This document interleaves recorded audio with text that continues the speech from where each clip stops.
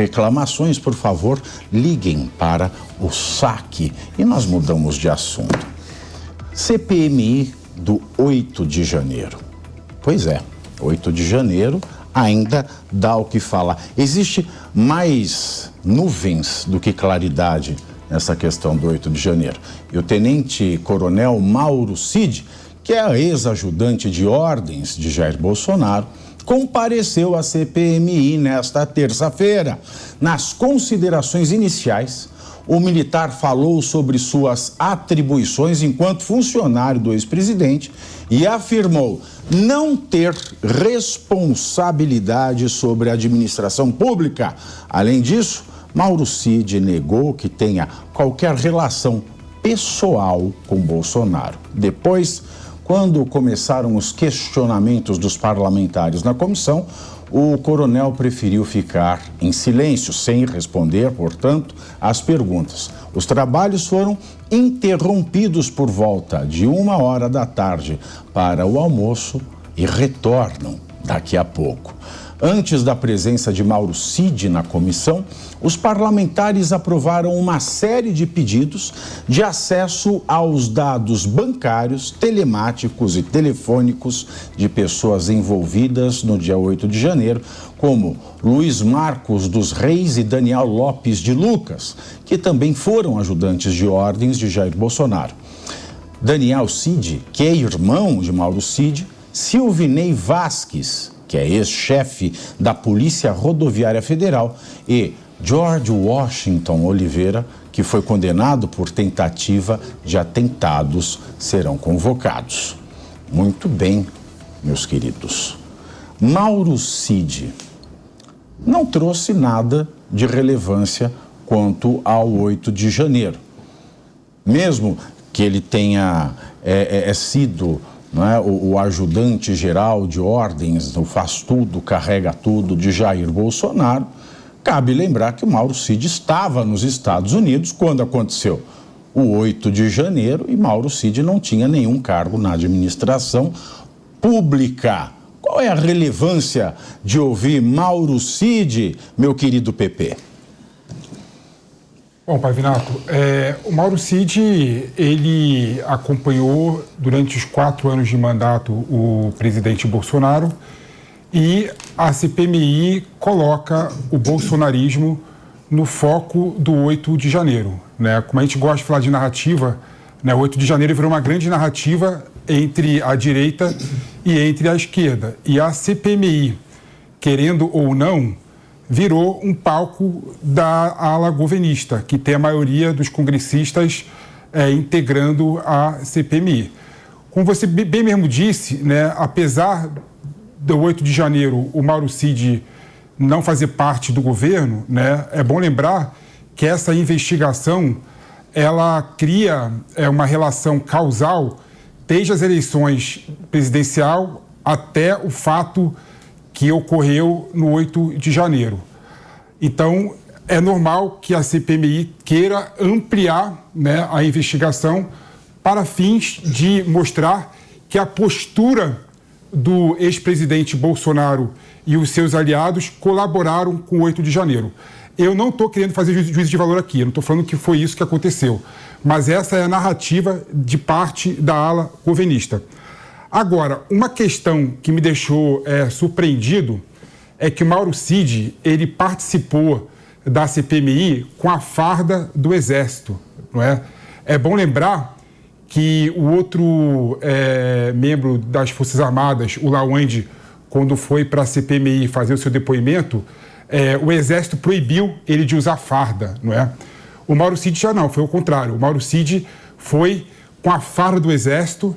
O Exército emitiu uma nota pública falando que o Mauro Cid foi indicado pela própria Força Armada para cumprir uma tarefa institucional de acompanhar o Bolsonaro.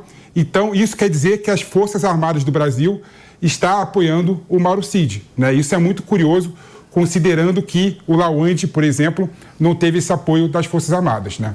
O Mauro Cid, ele resolveu ficar calado todo o seu depoimento, né? Ele conseguiu um habeas corpus no STF que foi concedido pela ministra Carmen Lúcia, não é?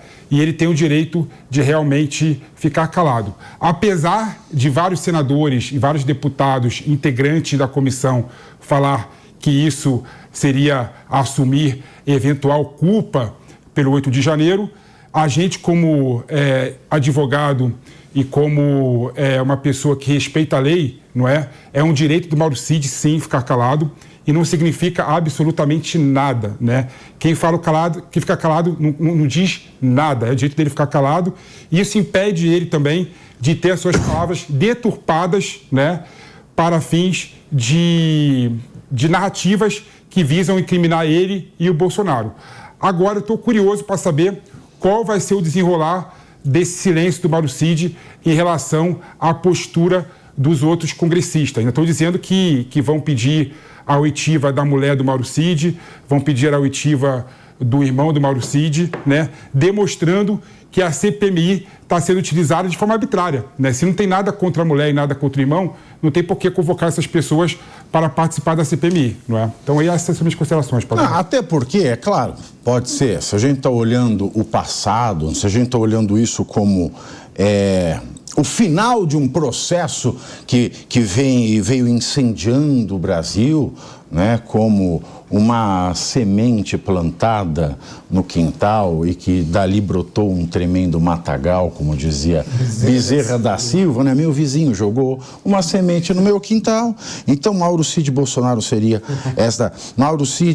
Bolsonaro seria o vizinho, Mauro Cid seria a semente e o quintal é Brasília. De repente brotou um tremendo matagal. Né? Lembra dessa sambinha do Bezerra da Silva, né? Exatamente. Não, o matagal é o crime, porque o matagal que cresceu lá eram folhas de maconha feitas para usadas para fazer medicinal. Como falar? Medicinal. Pigas do tinhoso. Então, mas aí, vamos suponhetemos que